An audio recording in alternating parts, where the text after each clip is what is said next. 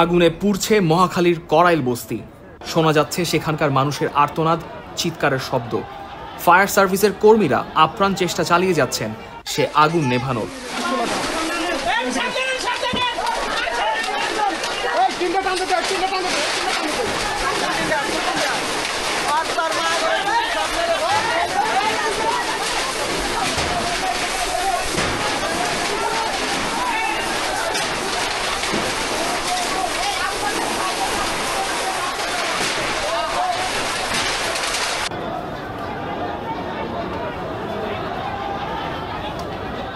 মঙ্গলবার বিকেলে করাইল বস্তিতে আগুন লাগার খবর পায় ফায়ার সার্ভিস।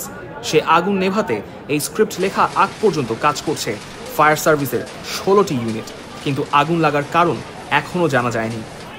ভিডিওতে যেমন দেখা যাচ্ছে, আগুন ছড়িয়ে পড়েছে বস্তির বড় একটা অংশ জুড়ে। আগুনের কুণ্ডলী দেখা যাচ্ছে অনেক দূর থেকে।